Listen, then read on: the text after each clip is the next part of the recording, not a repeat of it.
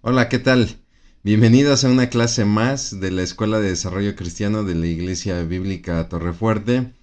En este curso que es el libro de Génesis, el primer libro de la Biblia, donde estamos estudiando prácticamente los orígenes de la creación, como también el origen del pueblo de Dios, y donde siempre cabe la pena recalcarlo. El objetivo del libro es entender la soberanía de Dios. Dios es dueño de todo. ¿Por qué? Porque lo ha creado. Dios es dueño de su pueblo. ¿Por qué? Porque lo ha creado, lo ha apartado para sí. Y como se puede ver en libros posteriores como el caso de Éxodo, lo liberará de la esclavitud, le dará una ley, tratará de establecer una relación con él. Pero esto se puede entender de mejor manera a través de este curso, el libro de Génesis, del cual, bueno, pues haremos una breve oración y comenzaremos nuestra sesión. Amado Padre, te damos muchas gracias por esta sesión, gracias por estos medios, estos recursos tecnológicos, Padre, pero sobre todo gracias por tu palabra. Gracias por el privilegio de poder abrir tu palabra, de escudriñarla y conocerte cada día más. Gracias porque a través de este libro que estamos estudiando podemos entender tu soberanía, podemos entender tu justicia, tu santidad, pero también tu amor, Padre, tu misericordia. Ponemos este tiempo en tus manos pidiéndote tu dirección, que seas tú anidando estas verdades en nuestros corazones, en el nombre de Cristo Jesús. Amén. Muy bien, pues estamos entrando a lo que sería la sesión 7 de nuestro estudio de Génesis. Basados en este libro de Ediciones Las Américas, es una serie de estudios bíblicos. En este caso sería el primer tomo, que es precisamente para el libro de Génesis, llamado Así comenzó todo, un pequeño comentario bíblico de la autoría de Arturo Collins, pastor y misionero norteamericano que hizo mucha labor en Centroamérica. Y bueno, pues el tema que nos ocupa hoy, como usted lo puede ver aquí en pantalla, pues es el pacto con Abraham, ¿no? Siguiendo la narrativa bíblica, hemos visto cómo Dios ha creado los cielos y la tierra, ha creado al hombre, ha establecido una relación con él. El hombre ha fallado en esa relación, ha desobedecido, y entonces vino un primer juicio que ha sido el ser expulsado del huerto, que mencionábamos en sesiones anteriores. El punto no es haber sido expulsado del puerto como si me sacaran de las instalaciones lujosas de un hotel, ¿no? No, el punto es lo que implica ser expulsado del huerto, que pues obviamente es ser echado de la presencia de Dios y ya no gozar una relación directa con Dios, ¿no? Y a raíz de esto, pues junto con el pecado, todo el crecimiento de la maldad, donde vendrá un siguiente juicio que es pues el juicio del diluvio, ¿no? Donde Dios ha determinado acabar con la humanidad, que su corazón, los pensamientos de su corazón son de continuo el mal. Y bueno, pues es así que Dios toma la determinación en su soberanía, ¿no? En su justicia, aunque cualquiera podría decir es que me parece injusto, pues lo siento. Dios tiene todo el derecho porque Él es el creador de todo, y en su justicia, porque Él es justo, determina este segundo juicio, ¿no? El primero es un juicio que parte de un pacto. Dios hace un pacto con Adán donde le establece sus tareas, donde establece lo que tiene que obedecer. Adán falla, viene un juicio, y ahora la humanidad tiene una nueva oportunidad, ¿no? Y es así que la humanidad falla, viene un nuevo juicio, el juicio del diluvio. Podríamos decir que la expulsión del huerto es un juicio contra la persona de Adán. El juicio del diluvio es contra toda la generación que reflejó la maldad de la desobediencia de Adán. De ahí entendemos estas palabras de la Biblia de que por un hombre entró el pecado, ¿no? Pero una vez que viene el diluvio, entonces Dios hace un pacto con Noé. Y en sesiones pasadas detallamos en qué consistía este pacto con Noé. Y es así que Dios dentro de ese pacto establece que ya no buscará volver a traer un juicio como el diluvio para con el hombre. ¿Por qué? Porque el hombre es malo desde su niñez. Esto implicaría estar inundando la tierra constantemente y no tiene propósito. Dios es sabio y en su sabiduría nos revela que no hay propósito en esto y vemos a un Dios siempre tomando la iniciativa y entonces Él busca la manera de poder siempre darnos una alternativa para reconciliarnos con Él, ¿no? La realidad es que dentro de ese pacto Dios le pide a Noé que vuelva a multiplicar la tierra, vuelva a llenar, a fructificar la tierra y llenarla. Y nuevamente el hombre en este corazón rebelde prefiere mejor construirse una torre, hacerse de un nombre y no dispersarse, ¿no? Y es así que entonces Dios trae una confusión y bueno, pues las gentes tienen que dispersarse y llenar la tierra como Dios lo había ordenado, ¿no? Y bueno, pues entramos a nuestro tema. Habíamos hablado acerca la sesión pasada de el llamado de Abraham a salir de su tierra y de su parentela. ¿Por qué? Porque después de Lot, después de Noé, se nos narra la genealogía de los hijos de Noé y se hace un hincapié en Sem, quien es, digamos, la conexión entre Noé y Abraham, ¿no? Sem, hijo de Noé, será aquel cuya descendencia entre sus hijos se encontrarán, habíamos visto el caso de Eber, habíamos visto el caso de Nacor, el caso de Taré, y llegamos a Abraham, ¿no? Y entonces toda la narrativa bíblica está dando un giro, piensa usted en un barco, un transatlántico que de repente empieza a dar un giro, llevaba una dirección donde nos estaba narrando la humanidad desde su creación, sus fallos, su juicio, etcétera, y ahora el barco empieza a dar un giro, ¿no? Para ahora enfocarse en la historia de un hombre. ¿Por qué? Porque Dios nos va a empezar a narrar la historia del origen de un pueblo en particular. Ya nos narró la historia del origen de la tierra, de las plantas, de los mares, de los cielos, de la humanidad, de los pueblos, ¿no? Ya empezamos a hablar aquí de algunos pueblos, pero ahora vamos a ver el origen de un pueblo en particular. Y entonces la historia se dirige a un Abraham que vive en Ur de los Caldeos, que es llamado a salir, a dejar a su tierra, a su parentela. Y entonces el padre, Taré, el padre de Abraham, sale con su hijo, con su nuera, con su sobrino, es decir, Abraham, Sara o Sarai y Lot, ¿no? Y entonces se mueven rumbo a Canaán, dirigiéndose primero hacia Harán, donde morirá Taré. Y unos años después, Abraham sigue este llamado de parte de Dios y ahora sí se mueve hacia la tierra de Canaán, donde habíamos visto, llegaba al encino de Moré. Y bueno, pues vamos a partir con toda esta introducción, vamos a partir para entender cómo es que se da el pacto con Abraham, ¿no? Así como detallamos el pacto con Noé, vamos a hacer también en esta sesión un estudio, un análisis para detallar el pacto con Abraham. Y entonces arrancamos aquí, ¿no? Donde arranca el capítulo 13 del libro de Génesis narrándonos la historia de la separación que se dará entre Abraham y Lot.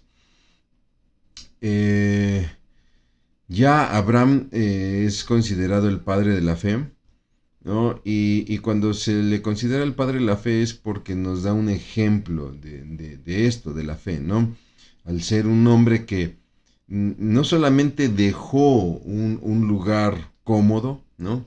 Esto es lo que le llamamos ahora esta zona de confort, donde vive con sus conocidos, donde vive con sus tradiciones, donde vive con su estabilidad económica, social, etcétera. Y de repente sale hacia lo desconocido, sale una tierra donde es otra costumbre, donde son otras costumbres religiosas, sociales, vamos, hasta económicas, ¿no? Y no solamente eso, sino donde no tiene ningún pariente. Lo lógico hubiera sido pues moverse hacia un lugar donde le viviesen algunos primos lejanos o qué sé yo, no hay referencia de eso, se mueve prácticamente a una tierra donde Lot lo entiende, Abraham lo entiende muy bien, ¿no? Yo voy fuera de mi parentela, o sea, Dios me llamó a dejar todo resquicio de mi parentela, ¿no? Y no solamente eso, no solamente sale de su tierra, sino que comienza a llegar a lugares donde lo que menos reconocen es a Dios. Vemos el producto de la maldad del pecado, que genera en nosotros los hombres esta naturaleza de alejarnos de Dios. Y Abraham, en su necesidad de tener una relación con Dios, lo vemos, está edificando altares, con todo lo que implica, ¿no? Lo que implica el poder generar conflicto en los lugares a los que llegas, porque al final de cuentas, pues tú eres el extranjero, ¿no? Sin embargo, algo que tiene la Biblia y que le da mucha riqueza, a diferencia por ejemplo, las mitologías, es que la Biblia siempre, siempre, siempre nos muestra la vulnerabilidad de sus personajes, ¿no? O de sus personas. No sé qué tan correcto sea llamarle personajes a todos los que aparecen en la Biblia, porque normalmente nosotros entendemos personaje como algo ficticio en una novela, ¿no? Pero creo que sí es correcto hablar de personajes, aunque no sean ficticios, al hablar de los bíblicos. Y el caso de Abraham, que es una persona que sí existió, que sí vivió, que sí fue real, es tan hombre como yo, es tan humano como usted y como yo, y también va a tener sus fallas. Y esto me encanta de la Biblia, cuando yo veo sobre los personajes bíblicos estas fallas, por un lado me da consuelo, ¿no? ¿Por qué? Porque me permite ver que me permite identificarme con el personaje, ¿no? Si nosotros hiciéramos de los personajes, como le comentaba yo en estas historias mitológicas, estos personajes de pedestal, pues nos roba toda esperanza, ¿no? En Abraham nosotros vemos un ejemplo de fe, pese a que también da chispazos de falta de fe. Y uno de ellos es cuando viaja a Egipto, recordará usted que llega a Canaán, llegará a la región de Siquem, después se moverá a Hebrón y después descenderá a Egipto, ¿no? Por causa de una hambre que se dará en Palestina. Y entonces ahí Abraham, entendiendo que su mujer es muy hermosa y que muchos hombres querrán asesinarlo para apoderarse de ella, le pide que mienta y que diga que es su hermana, ¿no? A tal grado que quien la desea, pues es el mismo faraón quien la manda a pedir, y Abraham establece que es su hermana, ¿no? Obviamente, estando Faraón con Sarai, se entienden a punto de tener intimidad, pues inmediatamente Dios interviene, trayendo plaga a Egipto y revelándole a Faraón que ha tomado una mujer que no le pertenece, lo que causa molestia en Faraón y termina siendo que termina expulsando a Abraham, ¿no? No es una situación propia de una persona como para ser ejemplo de fe, ¿no? Pero muchas veces así es la vida cristiana. De repente damos pasos adelante y de repente flaqueamos, pero lo importante es no quedar derrotados. Y esa es la gran lección que nos deja Abraham, porque vamos a ver que después lo va a volver a hacer. Después va a volver a mentir acerca de Sara, nombrándola su hermana o haciéndola pasar por su hermana, ¿no? Pero bueno, es interesante esto porque ya nos está narrando aquí la Biblia en el capítulo 13 a un Abraham que ya cuenta con bastante ganado, que ya cuenta con sirvientes, con esclavos, etcétera. Entonces ya nos habla de una persona con una elevada posición económica. No tratemos de pensarlo como en nuestros días. El concepto de una persona rica en nuestros días es diferente a la persona de la antigüedad, ¿no? Porque ahora la riqueza está en nuestros días, va muy acompañada de la imagen, ¿no? de el hombre que usa trajes de corte italiano muy costosos, con tecnología muy costosa, con un auto deportivo, en una oficina, en un rascacielos, con una mansión, etcétera, cosas que son muy visibles.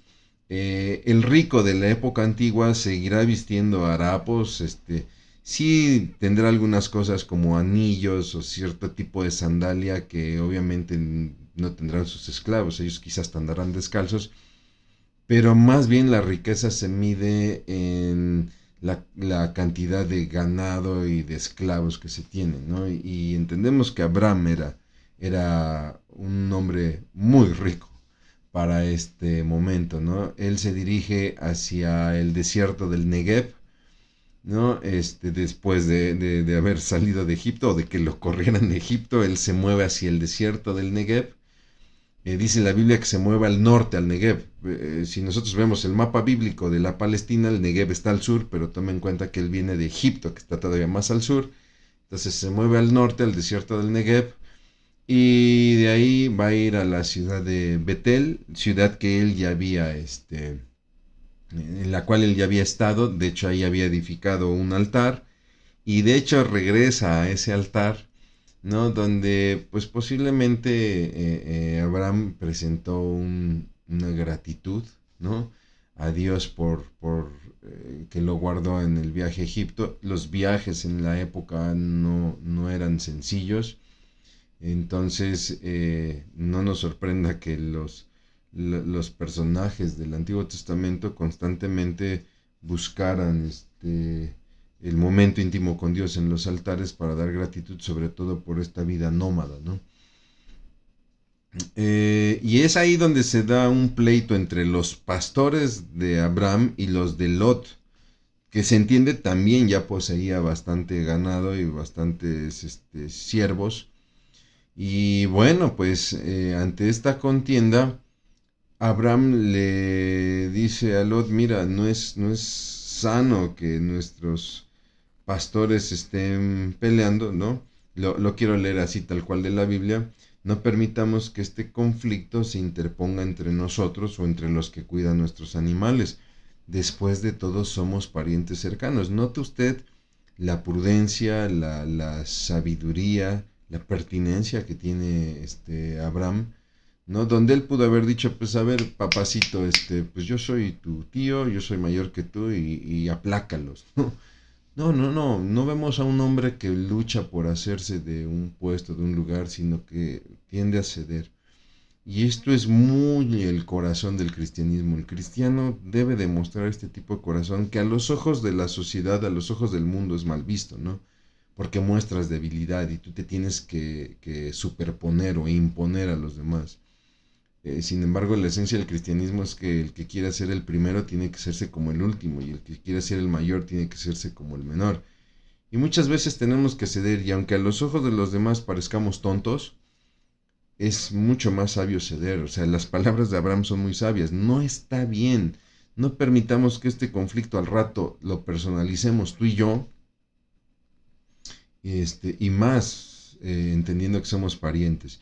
Es muy común de repente en las iglesias donde un músico ya se enojó con un maestro dominical, y entonces no solamente se da el conflicto entre el músico de la iglesia y el maestro dominical, sino que pasa hacia sus líderes, ¿no? Donde en este sentimiento de gallina, de querer proteger a su polluelo en el ministerio, se enganchan con el conflicto, y eso daña muchísimo, muchísimo la iglesia.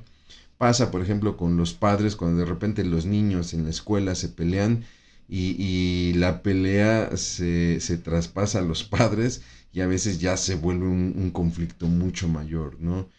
Creo yo que Abraham aquí nos deja una gran lección, y vale la pena hacer este paréntesis para detenernos a admirar en Abraham esta gran lección de sabiduría y de humildad que nos deja, donde no solamente cede en cuanto a no querer alimentar el conflicto, sino que le dice, mira, escoge la parte de la tierra que prefieres y nos separaremos. Toda la región está a tu disposición, ¿no? O sea, yo no voy a pelear, ¿vale? Todo está a tu disposición. Si tú quieres la tierra de la izquierda, entonces yo tomaré la derecha. Yo no voy a ser motivo de conflicto, yo no voy a ser piedra de tropiezo. Si tú quieres la de la derecha, yo miré a la izquierda. Y bueno, se nota la diferencia de corazones porque Lot escoge, él se mueve no por su corazón, sino por su vista, y entonces él escoge la llanura del oriente del Jordán. La llanura del oriente del Jordán es una llanura, pues obviamente muy, muy, muy fértil, ¿no? Por el mismo río, ¿no? Y entonces, pues a Abraham le quedará una zona un poco más montañosa, ¿no? Pero si uno lo analiza, este, me viene a la mente lo que pasa con Samuel después, ¿no? Lo que pasará con Samuel cuando Dios le manda un rey para Israel. Él lo manda a la casa de Isaí y él ve al mayor, al fornido, al que ya era soldado de Saúl, y dice, este es. Y Dios le dice, no, este no es, no mires lo que mira el hombre, porque Dios no mira lo que mira el hombre, Dios ve los corazones. Y yo creo que lo que Lot debió de haber hecho acá, ¿no?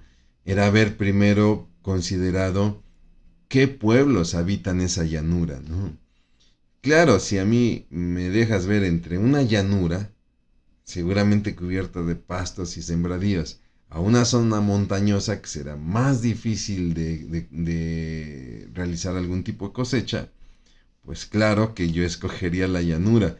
Pero eso implica que entonces muchos pueblos habitan en la llanura, pocos habitan en las montañas, ¿no? Y pues resulta que los habitantes de esa llanura, dice la palabra, eran sumamente perversos, ¿no? Y entonces Abraham y Lot se separan, Lot hace su elección, él decide la llanura, entonces Abraham y Lot se separan, y entonces es ahí cuando se separan que Dios aparece a Abraham y le reafirma su promesa, ¿no? Le vuelve a reafirmar la promesa de una descendencia, ¿no? Una descendencia numerosa. Y es curioso porque la promesa está dirigida hacia Abraham y sus descendientes, donde no está contemplado Lot. Entonces pareciera que hasta Dios mismo trajo el conflicto para que se separaran, para que no estuviese presente Lot, y ahora sí voy a reafirmar contigo algo donde Lot no tiene lugar, ¿no? Lot levantó su mirada simplemente para anhelar, ¿no? Digamos que Lot decidió, si me disculpa usted la expresión, decidió con el estómago. Porque él levantó la mirada para ver lo mejor, lo que era más conveniente para él. Qué diferente hubiera sido si de repente hubiese orado a Dios, le hubiera preguntado a Dios, hubiera indagado con la gente, ¿no? Oigan, ¿qué saben de los pueblos que viven aquí? ¿No? Algo por el estilo, ¿no? Sin embargo, es muy hermoso ver cómo aquí en la palabra eh, Dios le dice a Abraham que levante la vista. Dios le dice a Abraham que levante la vista eh, y le dice, mira lo más lejos que puedas en todas las direcciones, al norte, al sur, al oriente, al occidente. Están ahí los 4 puntos cardinales, ¿no? Yo te doy toda esta tierra tan lejos como alcances a ver, a ti y a tu descendencia como posesión permanente. Y ahí la diferencia. Y desde ese punto, hacia el norte, hacia el sur, hacia el oriente, hacia el poniente, contemple usted también la región que había escogido Lot.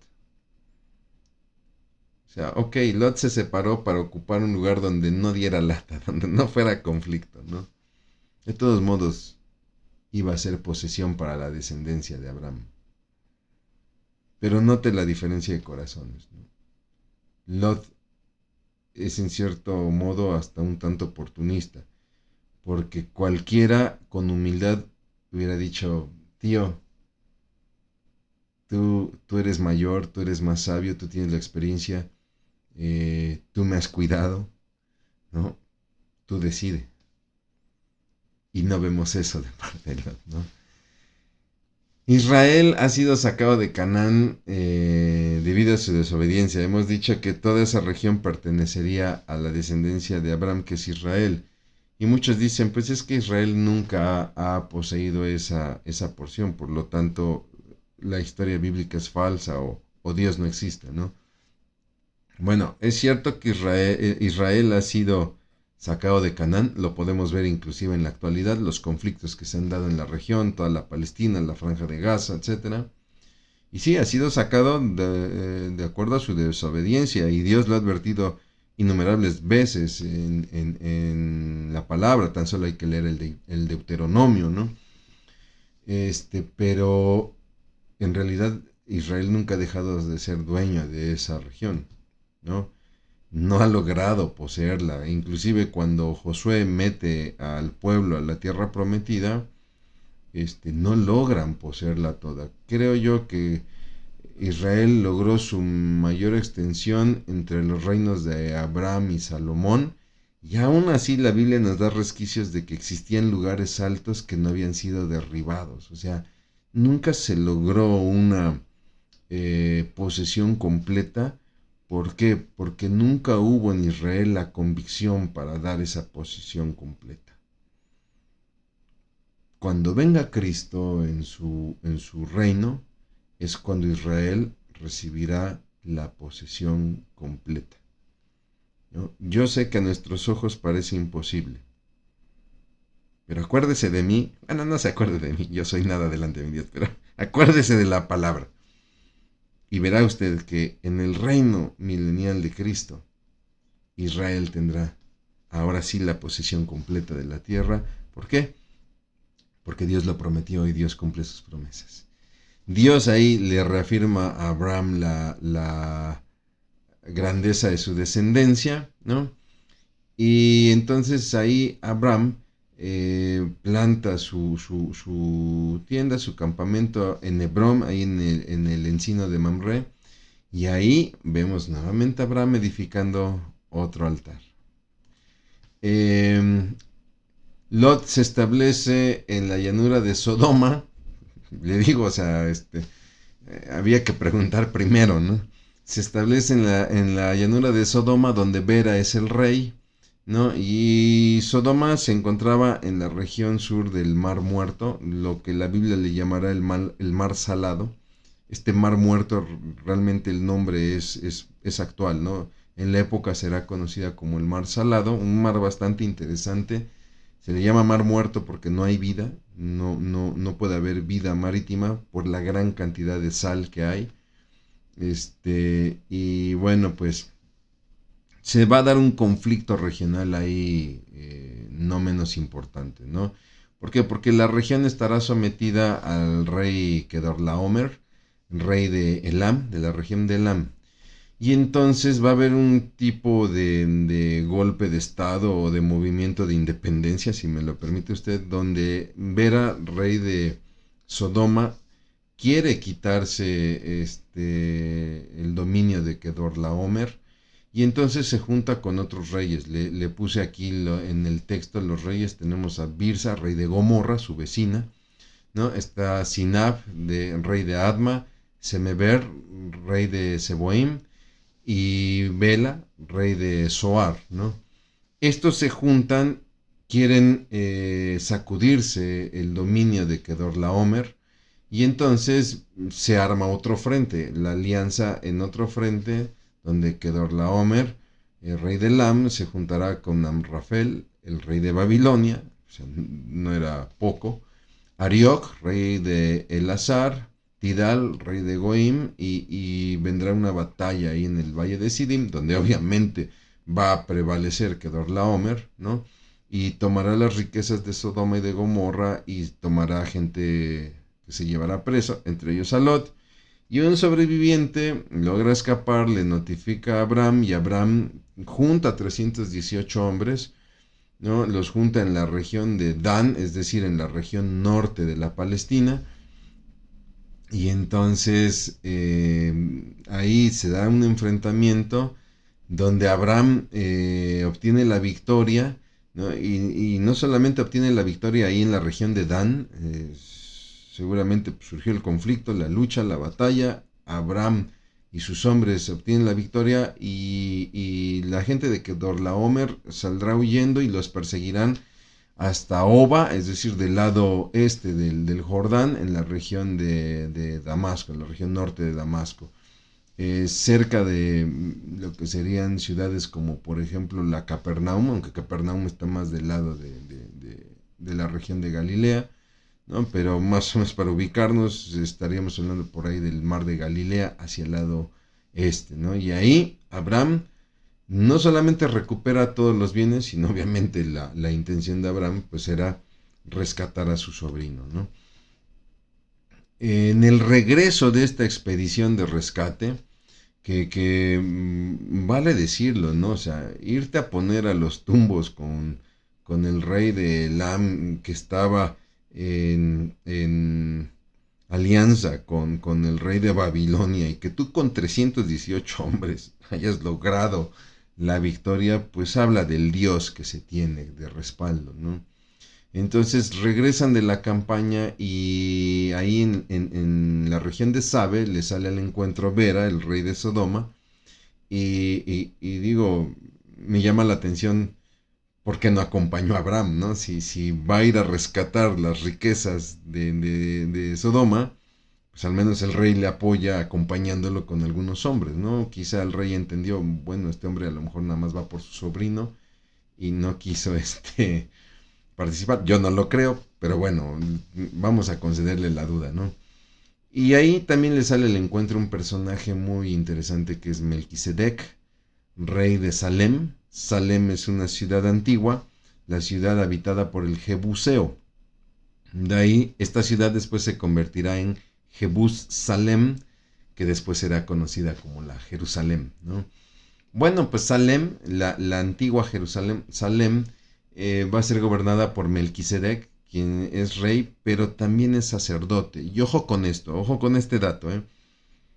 Es sacerdote, de hecho, recibe a Abraham y lo recibe con pan y con vino. Y esto le digo yo, se vuelve un dato interesante porque entendemos que Abraham salió de Ur de los Caldeos. Y tenemos siempre el dato de que llega a la región de Canaán, que es una región pagana. Pero tenemos que entender que también dentro de toda la región de Canaán, es probable que haya habido creyentes de Dios, ¿no? Temerosos de Dios, como el caso de Abraham. Y uno de ellos es Melquisedec, ¿no? Donde pronuncia una bendición para Abraham, ¿no? Eh, quiero leerle la bendición. Yo la tengo aquí en mi Biblia, en la nueva traducción viviente.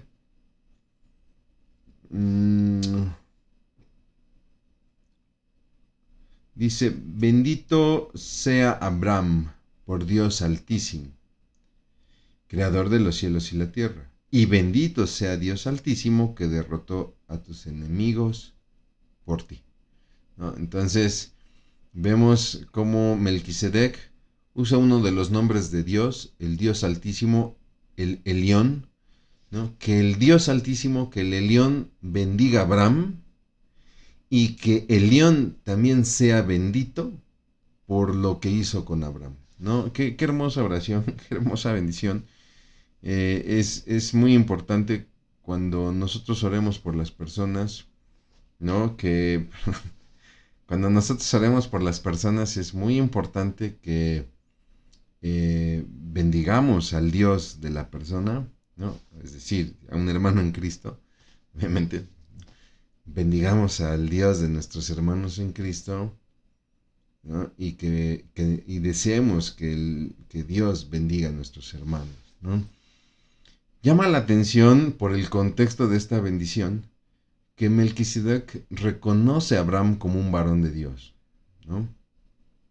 Entonces, qué lindo el testimonio de Abraham al ser reconocido como un varón de Dios. Y la respuesta de Abraham es muy hermosa porque él decide de todo lo que recuperó, toma la 10ª parte y se lo entrega a Melquisedec. Y ojo, no se trata de que Abraham le está dando un pago por un servicio sacerdotal, ¿no?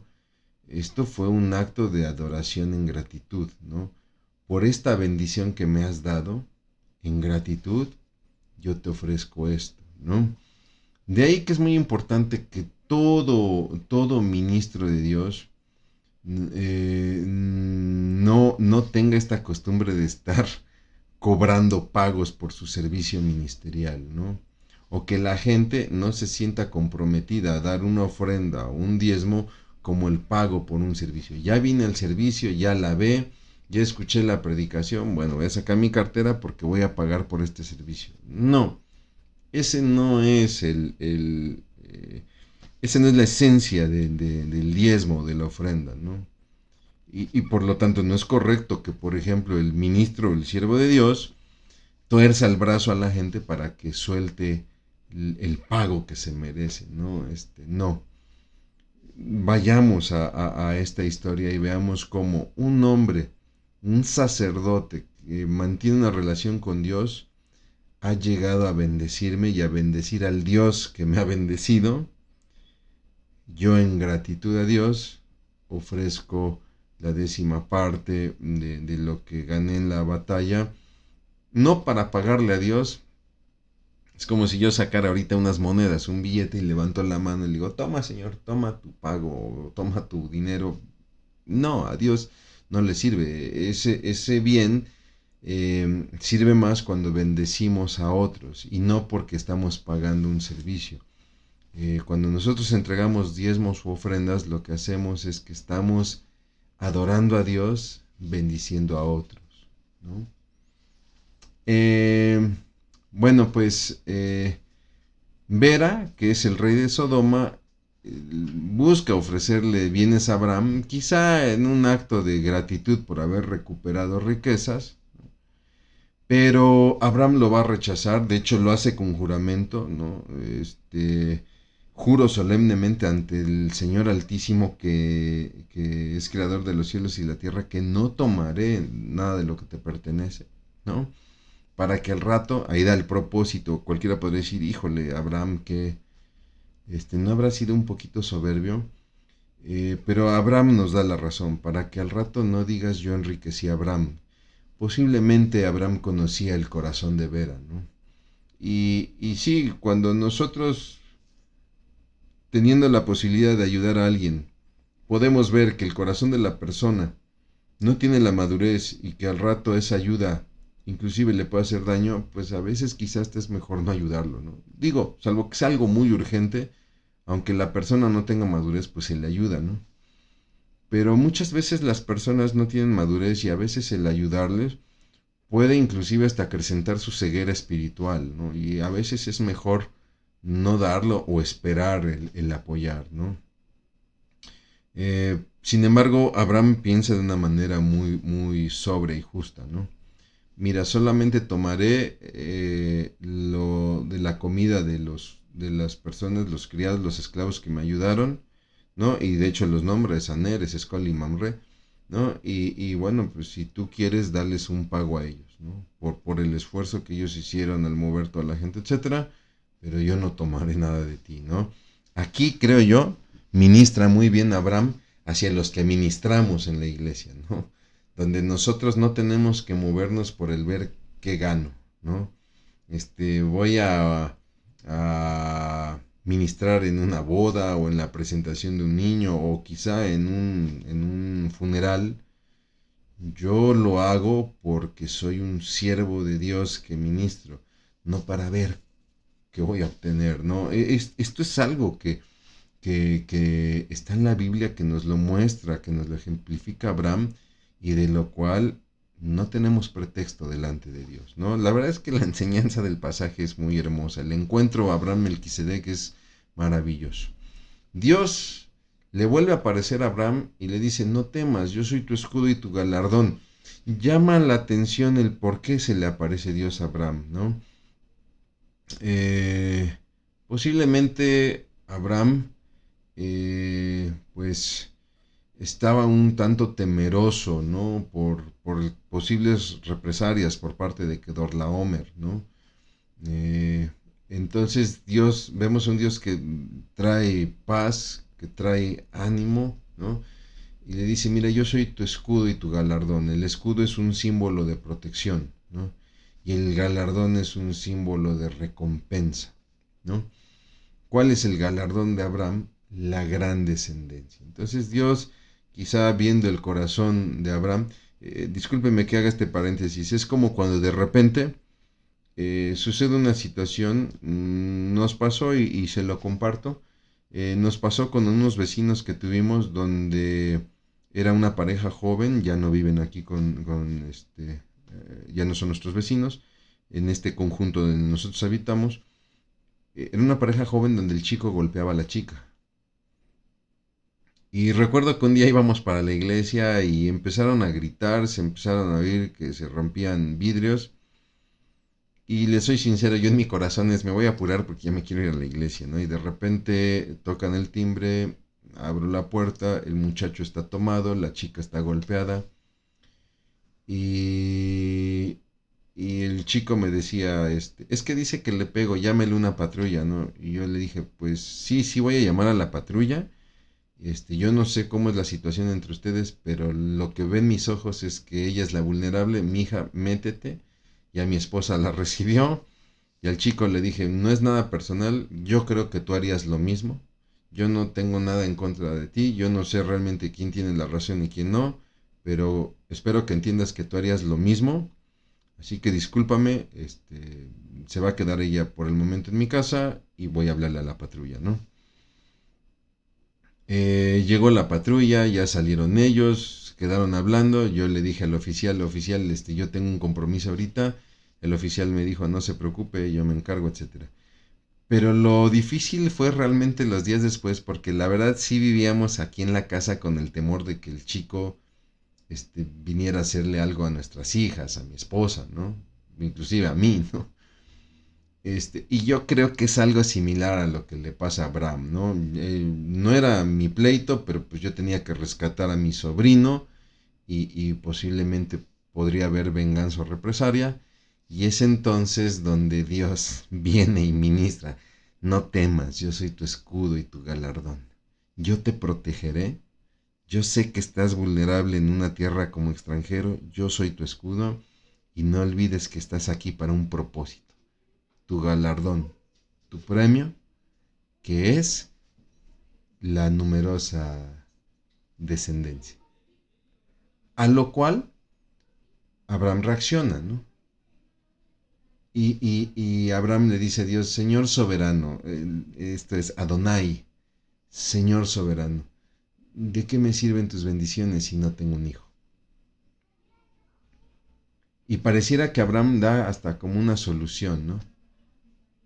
¿Acaso Eliezer, entiendo, Eliezer será el que reciba toda esta bendición?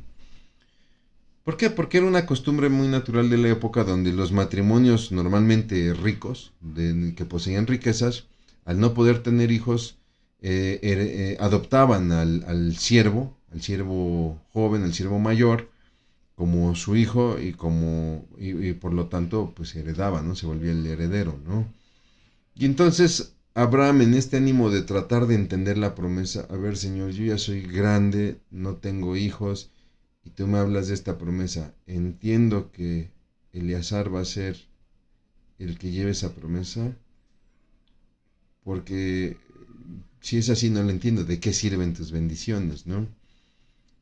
Y Dios es tajante, ¿no? No, tu siervo no será tu heredero, tendrás un hijo y ese será tu heredero. Póngase usted en los zapatos de Abraham. A mí Dios me dice eso y yo veo mi condición y la condición de mi esposa, que ya somos de edad muy avanzada. Quizá hubiéramos pensado a lo mejor que hasta Dios se estaba burlando de nosotros, como Saraí lo llegaría a pensar, ¿no? Sin embargo, nuevamente, el Padre de la Fe nos está dando una lección de fe, ¿no? Porque Él sí tendrá esa convicción. Ah, si Dios ya dijo que me va a dar un hijo, ya está claro. Ya está claro el cómo va a ser esto. Todas estas bendiciones de las cuales habla el Señor ya tienen forma. Y no va a ser con mi siervo, no va a ser con un esclavo, será con mi hijo, ¿no? Después veremos un detalle que se dará con una de sus esclavas, ¿no? Y bueno, llegamos al punto que es el pacto con Abraham, donde hasta este momento todo lo dicho por Dios eran promesas, ¿no?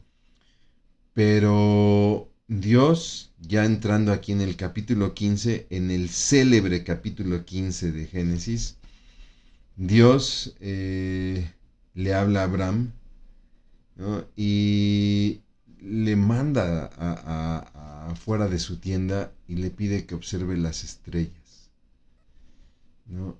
Y le dice que así será su descendencia, así como las estrellas. Es decir, en el sentido de que no se pueden contar.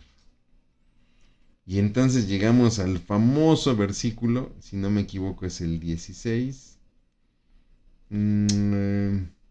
donde dice, a ver, permítame, no, discúlpeme, es el 6. Lo tomo desde el 5, ¿le parece? Entonces el Señor llevó a Abraham afuera y le dijo, mira al cielo y si puedes cuenta las estrellas. Ese es el número de descendientes que tendrás. Y note la respuesta de Abraham, ¿no? Y Abraham creyó al Señor y el Señor lo consideró justo debido a su fe. Ahora, ¿qué creyó Abraham para ser considerado justo? Abraham creyó que iba a poseer esa tierra. Abraham creyó que iba a tener muchos descendientes. Lo que realmente le cuenta justicia a Abraham es que en su descendencia Dios le había dicho que las naciones serían benditas. Porque ese es el propósito de las promesas de Dios. Las promesas de Dios no es hacer de Abraham un gran tatarabuelo. Las promesas de Dios no estaban centradas en hacer de Abraham un gran terrateniente, poseedor de muchas tierras. Estos todos son medios para el propósito de Dios, que en medio de esa descendencia, en medio de esa tierra, Dios levantará a uno que bendecirá a todo el mundo. Y eso es lo que Abraham creyó. De hecho, note que aquí Dios ya se revela a Abraham como el que yo soy el que te sacó de Ur de los Caldeos. Y cualquiera hubiera dicho, no, pues fue Abraham, ¿no? Él salió. Hasta el propio Abraham quizá pudo haber dicho, no, y acuérdate que yo salí, ¿no? Yo fui el que salí por voluntad propia. No. Porque Dios es el que obra en nosotros el querer como el hacer por su buena voluntad. Entonces, ojo, Abraham no salió por mérito propio. Dios estuvo detrás de todo esto. Y sin embargo, Abraham es honesto y pregunta, ¿y cómo puedo estar seguro de poseer esta tierra? ¿No? Y no es de que Abraham esté dudando del poder de Dios. Señor, ¿de qué me sirven todas estas bendiciones si no tengo hijos? Señor, ¿y cómo puedo estar seguro de que esta tierra yo la voy a poseer? No duda del poder de Dios, sino, ¿qué tengo que hacer?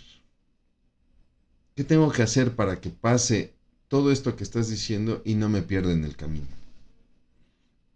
Y entonces sucede algo muy interesante. Dios le pide sacrificar animales, que los parta por la mitad, y entonces él hace eso. De hecho, dice que llegan algunas aves de rapiña a querer comer los animales y Abraham los ahuyenta, ¿no? Y entonces hacemos un análisis de los detalles del pacto, ¿no? Donde este sacrificio es la ratificación. Dios le pide que tome a un becerro, una cabra, un carnero y dos aves. Pero le pide que tanto el becerro, la cabra y el carnero los parta por la mitad. Esta va a ser una costumbre antigua, muy común, donde si usted y yo establecíamos un pacto, entonces partíamos un animal por la mitad, colocábamos las dos mitades de frente, de tal manera que la sangre se juntara, y entonces usted y yo caminábamos por en medio, con nuestros pies pisando la sangre, era una manera de firmar el pacto, ¿no? Entonces, aquí vemos cómo el pacto de Dios con Abraham está siendo ratificado por este sacrificio. Y contempla que los descendientes, ahí Dios le revela tu descendencia. ¿Te estás preguntando cómo será esto? Bueno, te lo voy a narrar. Tu descendencia será extranjera y será esclava por 400 años. Sin embargo, yo castigaré a esa nación que los oprimirá y los voy a liberar. Y los voy a liberar con poder y con riquezas. Tú vas a morir en paz y en buena vejez. Y en 4 generaciones, tus descendientes que fueron esclavos regresarán a este lugar. No te la doy ahorita porque aún no es tiempo de que yo castigue la maldad del amorreo que está habitando esta región. Pero después de ti, después de que tus descendientes sean esclavos, yo los traeré a este lugar y este lugar será enjuiciado por su maldad y la daré a tus descendientes, ¿no? Dios te ha entregado la tierra, yo te he entregado la tierra, le dice Dios a Abraham, desde Egipto hasta el Éufrates, donde habita, y ahí le puse, ¿no? El ceneo, el ceneseo, el cadmoneo, el litita, el fereceo, el refaíta, el amorreo, el cananeo, el gergeseo y el jebuseo. Y acto seguido Abraham dice que ve un horno humeante y una antorcha que pasaba entre los animales. Es decir, quien está sellando el pacto es Dios mismo. Dios está caminando entre las mitades de animales, en la sangre, en un acto de decir, yo Dios me comprometo y sello este pacto. Bien, para reflexionar, para terminar nuestra clase. Mi hermano, mi hermana, ¿cómo actúa usted cuando... ¿cómo actúa cuando usted o las personas a su cargo tienen alguna discusión, alguna disputa, alguna dificultad? Porque Abraham nos deja una lección muy interesante al respecto. ¿Cómo es su corazón? ¿Cómo actúa cuando su hijo se pelea con otro niño? ¿No? Cuando algún empleado a su cargo se pelea con otro empleado en otra área, etcétera. O cuando usted se pelea directamente con su pareja, con sus hijos, con su jefe, o qué sé yo, ¿no? Mi hermano, ¿está usted seguro de lo que tiene en Dios o busca pelear por sus propios dominios? ¿Está usted seguro de lo que tiene, de lo que Dios le da? ¿O prefiere usted pelear por la tierra y arrebatarse la lota? Los demás bendicen a Dios por lo que usted hace. Melquisedec bendijo a Abraham por lo que hizo, por lo que Dios hizo a través de Abraham. En su vida, los que están a su alrededor bendicen a Dios por lo que usted hace o por lo que usted permite que Dios haga en usted. ¿Sabe esperar la dirección de Dios o busca ofrecer soluciones alternas? Sí, Señor, ya entiendo que tú quieres esto. Lo voy a hacer con mi Eliezer. Lo voy a hacer con mis propios medios. O en verdad esperamos la dirección de Dios. ¿Es usted fiel en la relación entre Dios y usted, sellada por la sangre de Cristo en la cruz? Porque Cristo ya hizo su parte y ha sellado el pacto. Nos toca a nosotros responder. Vamos a orar. Bendito Dios, te damos muchas gracias por esta sesión, gracias por esta clase. Padre, ponemos en tus manos, Señor, todo lo que hemos estudiado para que seas tú atesorándolo en nuestro corazón. Mi Dios, y ayúdanos, Padre, a, Señor, hacerlo vivo en nuestras vidas, de tal manera que impactemos a otros y que tú seas glorificado. Te damos gracias en el nombre de Cristo Jesús. Amén. Mi hermano, mi hermana, pues, como siempre, agradecer mucho el favor de su atención. Le pido encarecidamente que siga leyendo, por favor, el libro de Génesis, siga meditando en él y nos veremos para lo que será próximamente la sesión número 8. Muchísimas gracias, que Dios le bendiga.